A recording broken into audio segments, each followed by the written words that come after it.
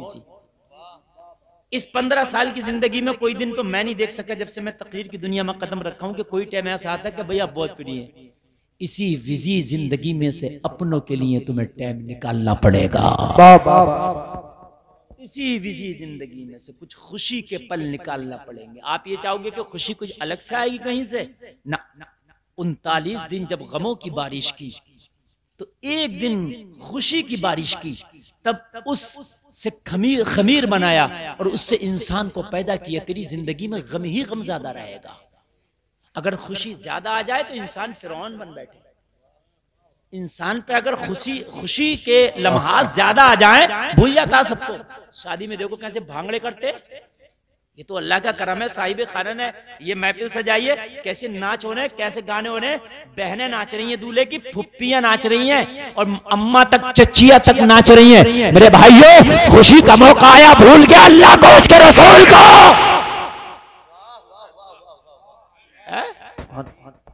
जब मर जा कोई तो कहता मदरसे में जाकर कारी असनाद साहब बच्चों को भी लिए कुरान खानी भी और खाना भी वहीं खा लेंगे।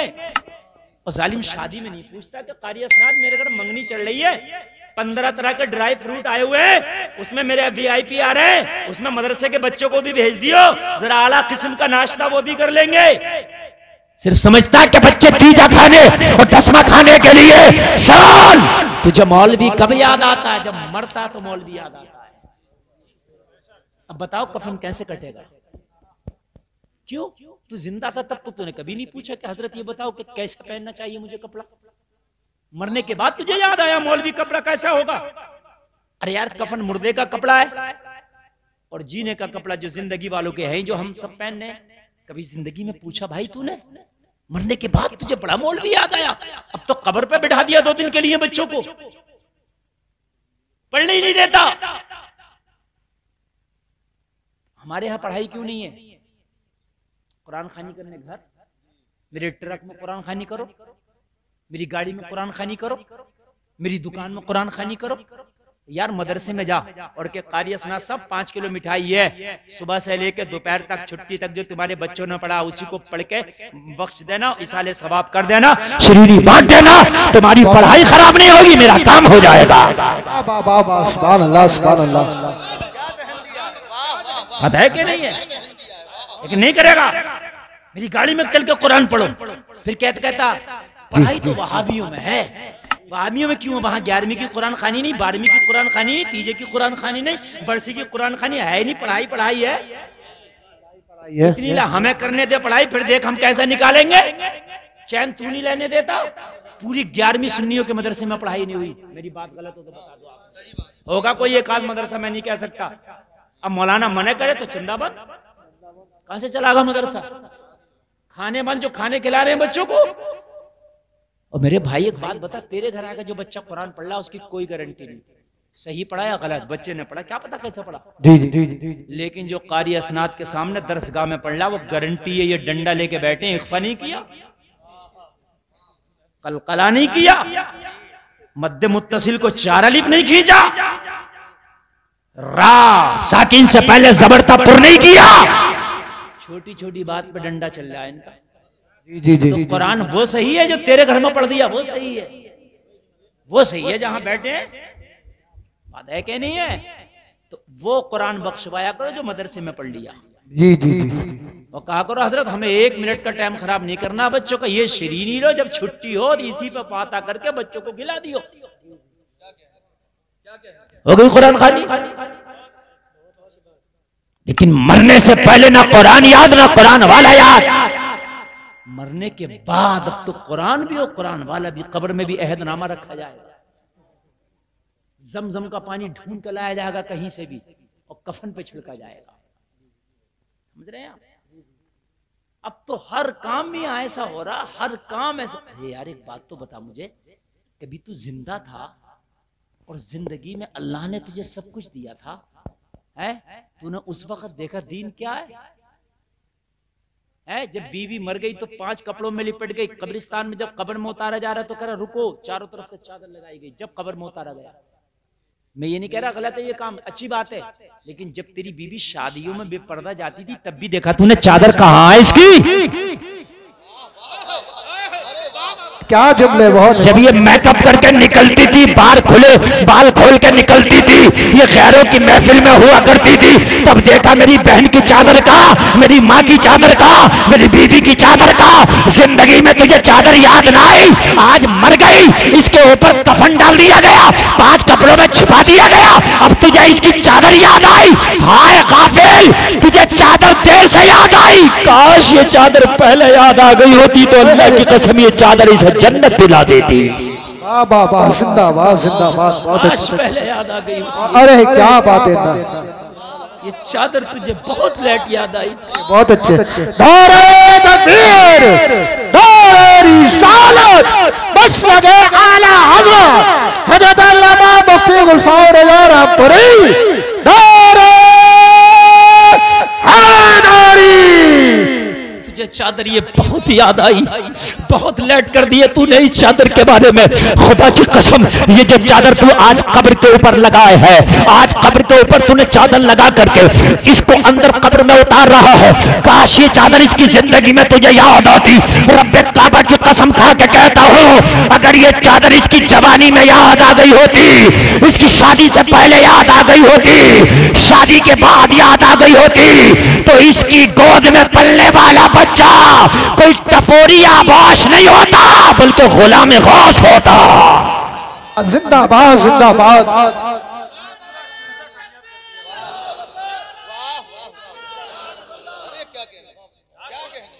अरे अजीजो, हमें तो कुरान भी याद आया तो मरने के बाद है?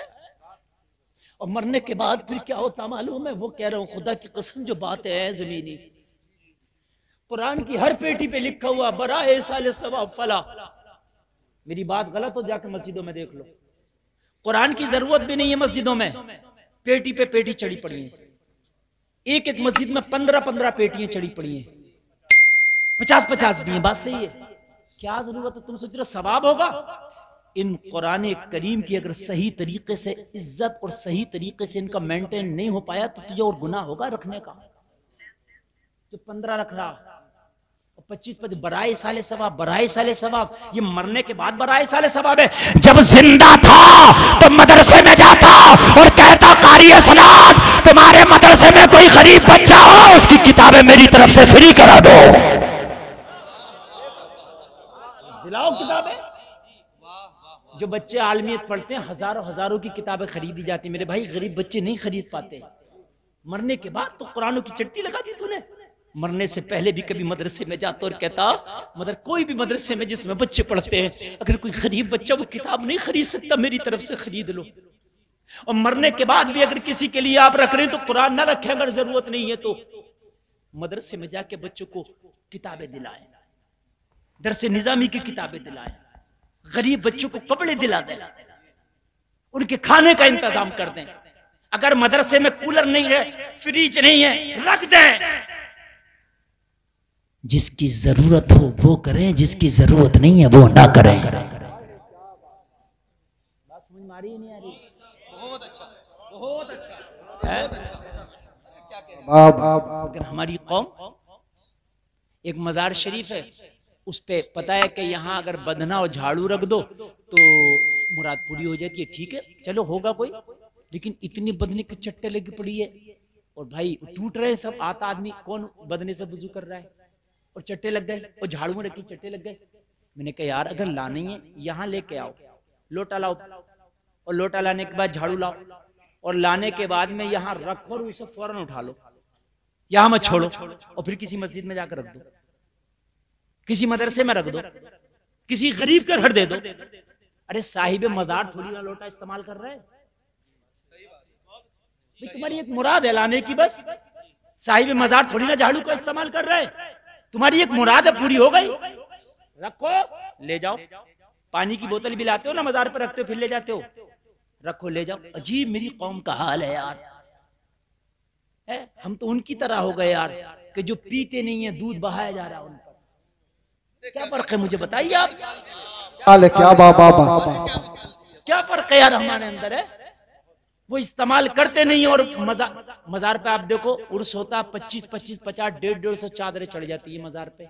किस काम की मुझे बताएं आप, किस काम की? वही पैसा आप उस वली की निस्बत से किसी गरीब को दे दो, ज्यादा बेहतर है। खुदारा खुदारा अपना यार तर्ज जिंदगी बदलो, लोगों बदलो यार। गलत रवि से मनाजिल का बोध बढ़ता है, मुसाफिरो रविश कारवां बदल डालो। वाह वाह वाह, सुभान अल्लाह। नहीं बदलोगे ना, खुदा की कसम मिट जाओगे। आज अपने बच्चों को तालीम में आगे करो। और मैं ये नहीं कह रहा मुफ्ती बनाओ, मौलवी बनाओ, जरूरत भर दीन सिखा दो जितना जरूरी है। मैं तो कहता हूं वकील बनाओ सबसे ज्यादा। जब हमारा वकील होगा, कानून के बारे में पता होगा, इंशाअल्लाह केस सही लड़ेगा। डॉक्टर बनाओ, इंजीनियर बनाओ, प्रोफेसर बनाओ, मगर पढ़ाओ। ये जो कहते हो कि मेरा ये फर्नीचर का काम सीख लेगा, मेरा कोट पैंट बना लेगा, कोट पैंट तो 70 साल के बाद भी बना लेगा। ला मुझे सिखाओ फर्नीचर का काम, अभी सीख लूंगा। नहीं सीख सकता क्या मैं? लेकिन पढ़ाई नहीं हो सकती, पढ़ाई का एक टाइम है। तुम शुरू से क्यों मिजाज बना लिया तुमने कि मैं फर्नीचर सिखा दूंगा? शुरू से क्यों मिजाज बना लिया कोट पैंट सिलवा दूंगा? शुरू से क्यों मिजाज बना लिया अपने बच्चों को ये बना दूंगा? शुरू से मिजाज पढ़ने का बना, पढ़ाने का बना। जब वो ना पढ़ पाए 100 कोशिश करने के बावजूद भी, तो फिर जो चाहे वो करके कमाए खाए। पहले से मिजाज बना लेता है। आधी रोटी नहीं, पेट से पत्थर बांधो, बच्चों को पढ़ाओ। आधी रोटी वाला पुराना हो गया, उसकी वजह यह है कि सिर्फ तुम्हारा हथियार एक तालीम ही रह गया, इसके अलावा तुम्हारे पास कुछ नहीं। सिर्फ एक हथियार है तुम्हारे पास। आने वाले जमानों में अगर चाहते हो कि तुम्हारी नस्लें बरकरार रहें, तुम्हारी नस्लों से उनकी जमीनें, उनकी प्रॉपर्टियां ना छीनी जाएं, तो याद रखो कि अपने बच्चों को तालीम दिला दो। समझ रहे हैं आप? तालीम से आशना करो अपने बच्चों को। मरने के बाद जितनी चीजें तुम्हें याद आ रही है, काश मरने से पहले इतना इस्लाम याद आ गया होगा, तो अल्लाह की कसम पक्का ईमान वाला होके मरता। अब्बा के 40 में तीजे में इतने तरह के फल होते हैं, इतने तरह के फल होते हैं, इतनी तरह के फल होते हैं, इतने फल अगर अब्बा को खिला दिए होते ना, तो कमजोर होकर ना मरा होता। क्या बात है, क्या बात है, बहुत अच्छे। जो खिचड़ खिचड़ का मरा अब्बा। 40 में इतने फल होते हैं, इतने फल होते हैं कि कम से कम 10 मिनट तक फल ही आगे हो गए। हटते हटते परेशान, पीछे को हटते हटते परेशान। अरे अभी तो हजरत इतने ही और हैं, फिर पीछे हट रहा हूं। मेरी बात गलत नहीं है मेरे भाइयों, बिल्कुल सही बात। ये 15 तरह के फल किस लिए? अब दिखाना चाह रहा ना मैं मूंछ वाला हूं।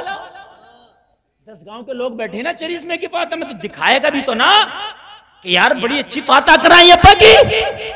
अगर तू अब्बा की फातहा खाली पानी पे करा लेता, अल्लाह की कसम सवाब उतना नहीं मिलता। अब्बा की फातहा एक फल पे करा लेता, सवाब उतना नहीं मिलता।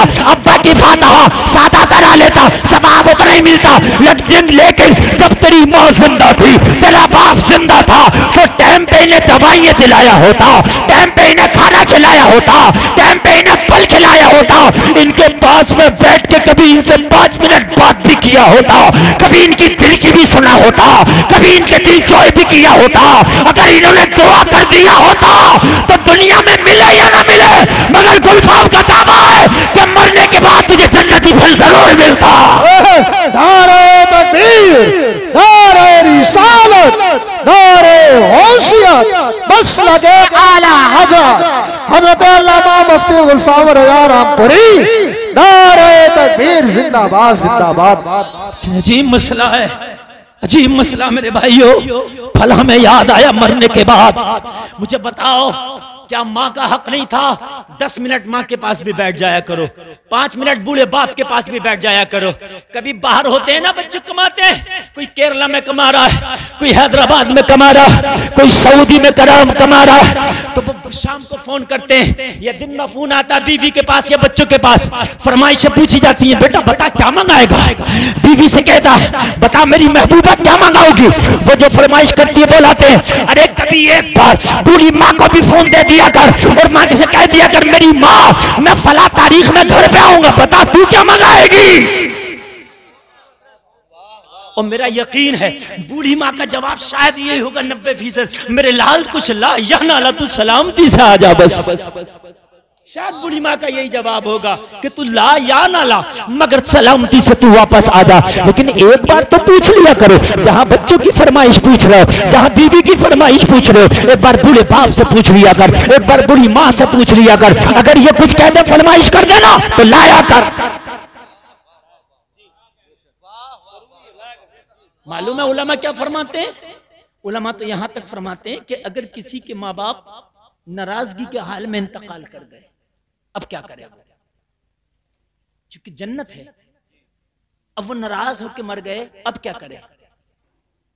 तो उलमा फरमाते हैं कि ये जो माँ बाप इंतकाल कर गए ना, उनके जो दोस्त थे, उनके रिश्तेदार थे, उनके साथ सिला रहमी करे, उनसे भलाई का मामला करे, उनसे मोहब्बत रखे।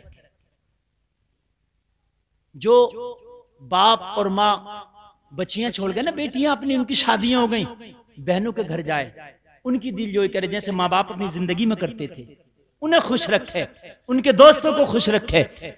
अल्लाह कयामत के दिन फरमाबरदार औलादों में इसका शुमार फरमा देगा। और तू जिंदगी में नहीं पूछ रहा है? तो जिंदगी में नहीं पूछ रहा है? मेरे अजीजों, खुदारा मौत के बाद वक्त तो ये बैठे कारी असनाद, ये पढ़े लिखे लोग बैठे, मौत के टाइम तो फिरौन भी ईमान ले आया, उसने भी कहा था आमन्तु बिरब्बि हारून व मूसा, मैं मूसा और हारून के रब पे ईमान लाया। उसने भी कहा था। मरने के वक्त तो मेरे भाई सबने कहा था, शद्दाद को भी जब रूह कब्ज की गई तो उसने भी कहा मुझे मोहलत दे दो। नहीं यार, मरने के वक्त हमें बड़ा दीन इस्लाम याद आता है, बहुत ज्यादा याद आता है, लेकिन अल्लाह के वास्ते इस कुरान को मरने के बाद नहीं, ये मरने से पहले की चीज है। कुरान मरने के बाद की चीज नहीं, मरने से पहले की चीज। मरने के पहले देखो कुरान क्या कह रहा है, समझ रहे हो? अखलाक अच्छे करो, अखलाक बहुत बुरे हो गए मेरी कौम के अखलाक। नबी फरमाते हैं जिसके अखलाक अच्छे हैं, नबी फरमाते हैं जब भूखों को खाना खिलाता, हम उसे जन्नत की जमानत देते हैं। क्या बताया मेरे नबी ने? जिसके अखलाक अच्छे हैं और जो भूखों को खाना खिलाता है, मेरे नबी क्या फरमाते हैं? उसे हम जन्नत की बशारत देते हैं।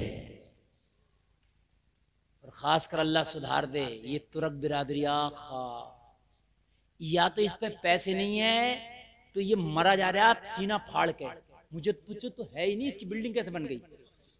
और अगर अल्लाह ने इसे पैसे दे दिए तो हसद के मारे हाथ मिलाने तैयार नहीं है किसी से। मैं हकीकत बता रहा हूं, मैं हाथ मिलाने तैयार नहीं है। फिर ये इसको मैं इतनी जड़ से जानता हूं जिसका कोई जवाब नहीं, और ये मेरी हिम्मत है जो मैं कुछ कह देता हूं, दूसरे मौलवी को तो पकड़ के मारेंगे। हकीकत बात बता रहा हूं मैं। अगर पैसे नहीं है तो सीना फाड़ के मारा जा रहा है, ये मुझ पे है नहीं। और अगर आ गए तो भाई बस व्हाइट कुर्ता पहन के अपने आप को समझ के रहा, समझ रहा, नमाज पढ़ना तो मौलवियों का काम है, अजान देना मौलवियों का काम है, हमारा काम थोड़ी। तो वीआईपी आदमी है, समझ रहे आप? अल्लाह अल्लाह। मुसलमानों जरा गौर करो, इसी जिंदगी में तुम्हें हर चीज के लिए टाइम निकालना पड़ेगा। एक बुजुर्ग से पूछा, हुजूर ईमान क्या है? कहा अदब का नाम ईमान है। किसका नाम? तो कहा अदब किसे कहते हैं? अगर अदब का नाम ईमान है तो अदब क्या है?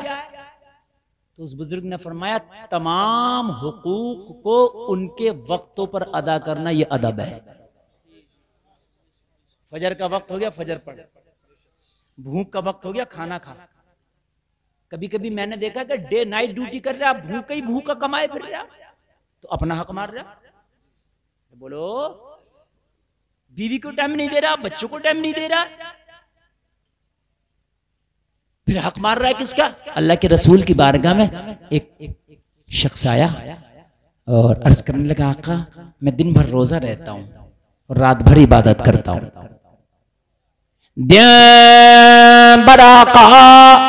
मैं हालत सियाम में गुजारता हूं, आका पूरी रात इबादत करता हूं। अल्लाह के रसूल जलाल में आ गए। जबकि ये तो बड़ा खुश था यार, मैं तो इबादत कर रहा हूँ पूरी रात और पूरा दिन गुजार रहा हूँ रोजे में, अल्लाह के रसूल तो खुश हो जाएंगे, सीने से लगाएंगे। मेरे नबी ने फरमाया फिर ये बता अपनी बीवी का हक कब अदा करता है? उसका भी तो हक है ना, वो कब अदा करता है?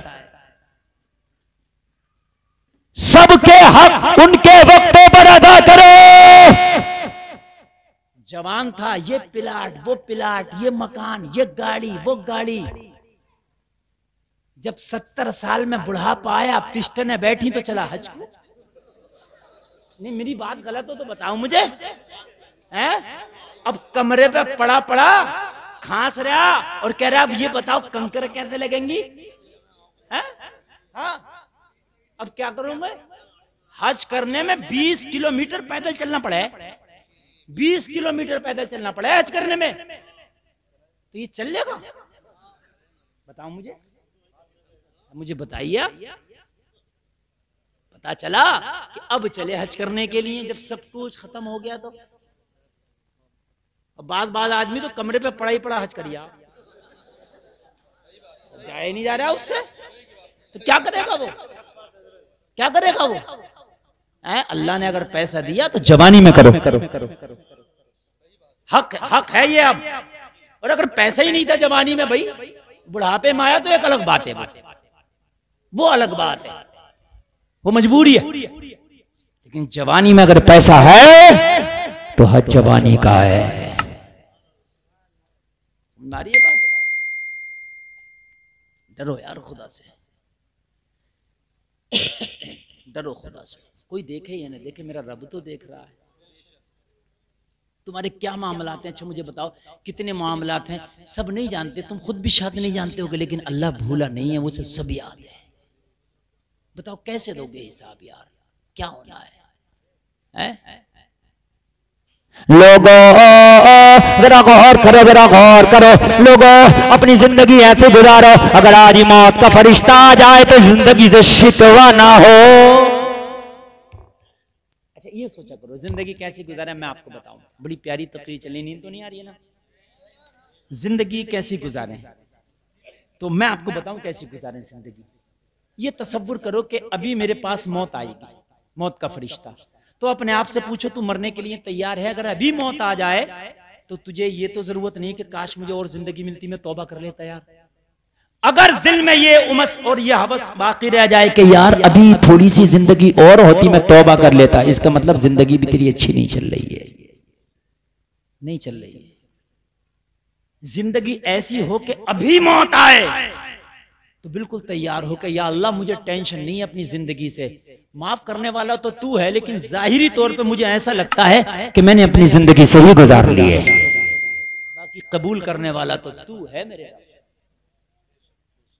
बाकी कबूल करने वाला तो तू है मेरे रब। कहां तक कराओगे भाई? है किसी का पैसा ले लिया, किसी का उधार ले लिया, किसी का कर्जा ले लिया, किसी की बैंड काट ली, किसी का चक्रोट दबा लिया, है ना, किसी के पैसे दबा लिए, किसी का जेवर दबा लिया। मेरे भाइयों ये सब कहां से दोगे, कहां से? मुझे बताओ तो। गौसे आदम का नारा लगाते हो जलसे में बैठ के, और गौसे आदम के बाप के बारे में तुम्हें पता नहीं है? मेरे भाइयों खाली बातों से कुछ नहीं होगा, ना नारों से कुछ होगा ना। देखो चाहते हो कि तुम्हारी नस्लों में कोई वली पैदा हो, चाहते हो तुम्हारी नस्लों में कोई आलिम पैदा हो, तो कम से कम साले बन जाओ, समझ रहे? दूसरा कोई गौसे आदम ही पैदा नहीं हुआ, इसलिए कि गौसे आदम जब पैदा हो तो बाप साले नहीं चाहिए, अबू साले चाहिए। साले से काम नहीं चलेगा, अबू साले यानी साले का भी बाप चाहिए, नेक का भी बाप चाहिए। हमारे यहाँ डांस करके डीजा बजा के डिब्बा बजा के शादी की, और शादी के बाद ले गया नैनीताल, ऊटी, मसूरी, बेहयाई की। उसके बाद जब औलाद पैदा हुई तो कह रहा मौलाना दुआ कर दियो। भाई बबूल बोया तो दुआ करके क्या आम आ जाएगा? पूरे मौलवियों को बिठा दे तो दुआ के लिए कांटा ही आएगा। अगर चाहता है आम आए तो बीज बबूल का नहीं आम का बोना होगा। सलाहुद्दीन अय्यूबी कहता मेरी माँ मुझे जब जब दूध पिलाती थी तो मेरी माँ मुझे छाती से लगा के दूध पिलाती थी और दूध में पीता जाता था। मेरी माँ मुस्तफा का दुरूद पढ़ती जाती थी। उस दूध की बरकतें थी कि बैतुल मक़दिस को मैंने फतह कर लिया था। लोगों जरा गौर करो, आज तुम्हारे घरों में बच्चे कार्टून लेके, मोबाइल लेके कार्टून, बता रहा हूं मैं, अम्मा से भी ज्यादा अम्मा मोबाइल बन गया इस वक्त। आप कहोगे कैसे? अम्मा से बच्चा ना छुपे, मोबाइल से छुप जाएगा। अम्मा से भी बड़ा अम्मा है क्या नहीं है बच्चा? तुमने क्यों बनाया इसे अम्मा? तकिए के नीचे रखी है अम्मा। मैं सही बता रहा हूं, अगर नहीं छुप रहा है तो वो दे दो निकाल के, वहीं ऐसे छुप जाता है जैसे बिल्कुल इसे बिजली का करंट लगा दिया। क्यों तुमने अपने बच्चे को मोबाइल पे डाला?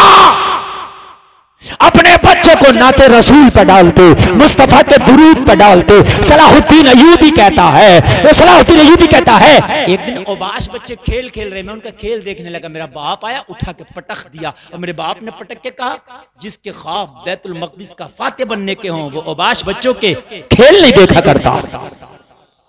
पटक दिया मेरे बाप ने और पटक गए। मेरा बाप आगे बढ़ा, फिर शफकत पदरी गालिब आई। मेरे बाप ने पलट के देखा, आखिरकार बाप था ना। मेरे सलाहुद्दीन को चोट तो ना लगी? मैं भी सीना तान के खड़ा था। बाप ने कहा तुझे चोट तो ना लगी? कहा जो बैतुल मक़दिस का फाते बनने वाला हो वो छोटी मोटी चोटों का ख्याल नहीं करता है। तो मेरी माँ मुझे दुरूद पढ़ पढ़ के दूध पिलाती थी, तो वो जो दूध मेरी नसों में खून बन के दौड़ा ना, उस खून ने मुझे कसमें दी थी कि तेरे ऊपर नींद हराम है जब तक कि बैतुल मक़दिस पे इस्लाम का झंडा ना लहरा दे। यार अब मुझे मोहम्मद खान सानी कहता है, जिसने कुस्तुनतुनिया को फतह किया, कहता है कि मेरी माँ जब मुझे दूध पिलाती और दूध पिलाने के बाद मेरी माँ मुझे कुरान पढ़ पढ़ के थप्पियां देती और कुरान पढ़ पढ़ के मेरी माँ मुझे सलाह दिया करती। यार जिनकी माँ कुरान पढ़ के सलाहती हो, जब वो जागेगा तो कुरान कैसे न पढ़ेगा? बताएं मुझे, कैसे ना कुरान पढ़ेगा मेरे अजीजों? सारे मामलात तुम्हारे रजिस्टर में मेरे भाइयों, तुम्हारे सारे मामलात रजिस्टर में ये लिखे जा रहे हैं, जिसको किरामन कातिबीन कहते हो ना, वो सब बना रहे हैं, सब बना रहे हैं। लेकिन हालात इतने बिगड़े हुए मेरे भाई, इतने बिगड़े हुए हालात, इतने बिगड़े हुए आदमी देख ही नहीं रहा कि मुझे मरने के बाद जवाब भी देना, मरने के बाद अल्लाह की बारगाह में खड़ा भी होना, मरने के बाद मुझे कब्र में भी जाना, नकीरैन के सवालात का जवाब भी देना। नहीं नहीं, लोगों मरने के बाद अगर तुम्हें कुछ याद भी आया, अब तो तुम कुरान आगे, कुरान जो है जनाजे के सामने रख दो, कुरान को तुम कब्र पर रख दो, लेकिन खुदा की कसम जो किया है वो भरना पड़ेगा। खाली तुम ये सोच लो कि कब्र में अहदनामा और बेड़ी की डाली रख के बख्शवा लूंगा, तो ये सोच गलत है। बेड़ी की डाली रखते हैं ना, और अहदनामा, मैं अहदनामा मना नहीं कर रहा, बरकतन रख दिया ठीक है, लेकिन बरकतन ही ठीक है। लेकिन तुम सोचो कि ये नामा आमाल में तब्दीली करा देगा अहदनामा, बेवकूफी है। बरकतन ठीक है, लेकिन तुम ये चाहो कि नामा आमाल इसके काले तो सफेद हो जाएंगे, नहीं। जो करके गए हो वो तो भाई आपको भुगतना पड़ेगा, उससे नहीं बच सकते मेरे अजीजों। फातिहा कितनी भी अच्छी करा लो, बरकत है, सवाब पहुंचता है, लेकिन ऐसा नहीं है कि जो मामलात दुनिया में बिल्कुल बिगाड़ के गए थे वो संवर जाएंगे, नहीं ना। देखो आप शादियां करो तो सबसे पहले ये देखो कि जिससे शादी कर रहे हैं वो लड़की दीनदार है कि नहीं है, देखा जा रहा ना। दीनदारी सब मरने के बाद, मरने से पहले कोई दीनदारी कुछ नहीं है। बच्चों है खामोश, बिल्कुल कुछ, मरने से पहले कुछ नहीं। मेरे अजीजों आओ मैं आपको बताऊं, एक खातून है जिसका नाम है राबिया बसरी। सुभान अल्लाह। आपका कद थोड़ा सा गंठा था, राबिया बसरी। गंठा कद हमारे मुआशरे में जो है वो अच्छा नहीं माना जाता है, लेकिन राबिया बसरी की इबादत, अल्लाहु अकबर, सुभान अल्लाह, हाय हाय हाय हाय, हजारों खवातीन की इबादतें राबिया बसरी के एक सजदे पे कुर्बान। दिन भर खिदमत करती हैं अपने मालिक की और रात में जाग के अपने रब की इबादत करती थी। सुभान अल्लाह, सुभान अल्लाह बोलो यार। बसरा की रहने वाली हैं। सुभान अल्लाह, अल्लाह अल्लाह। बड़ी गरीब खातून है, बड़ी गरीब खातून है। इतनी गरीब खातून है कि अपना कोई कारोबार भी नहीं, किसी की खिदमत करती हैं, किसी की कनीज है। लेकिन नेकी का ये आलम है कि राबिया बसरी की मिसाल, जब नेकी की बात आती है तो राबिया बसरी की मिसाल दी जाती है। उसी जमाने में एक नौजवान हुआ करता था जिसका नाम था हसन बसरी। सुभान अल्लाह, जरा जोर से बोलो यार। सुभान अल्लाह। हसन बसरी जैसा कोई खूबसूरत ना था, हसन बसरी जैसा कोई नौजवान ना था, हसन बसरी जैसा कोई मुत्तकी ना था, हसन बसरी जैसा कोई तकवे वाला ना था, हसन बसरी जैसा उस जमाने में कोई परहेजगार ना था। हसन बसरी के हुस्न जमाल के चर्चे थे। ऐसा नौजवान नहीं, ऐसा कोई हुस्न जमाल वाला नहीं। बाबा जिंदाबाद, नारे तकबीर, नारे रिसालत, जिंदाबाद जिंदाबाद। अगर हमारे पास तो लड़के का थोड़ा सा काम अच्छा हो जाए तो रिश्ते पसंद नहीं आते। कहते मियां मौलाना देखो हमारे लड़के की जॉब लग गई है, जरा कोई ढंग का रिश्ता बताओ यार, कैसी बात कर रहे हो? कि कोई मांगता हूं? क्या मांगता हूं तो कुछ नहीं है, हमें कुछ नहीं चाहिए। फला जगह क्या है, गाड़ी तो मुंह से कह रहे। जब तेरी मांग तांग नहीं है तो गाड़ी का जिक्र क्यों कर रहा है? जो ये कह दे मेरी मांग तांग कुछ नहीं है, उससे बहुत डरना, वो उसकी सबसे ज्यादा निकलती है। जो ये कहना मेरी कुछ नहीं है, उसकी सबसे ज्यादा निकलती है। सही पता नहीं उसकी कितनी है, हाँ उसकी नहीं पता कितनी है। तेरे पास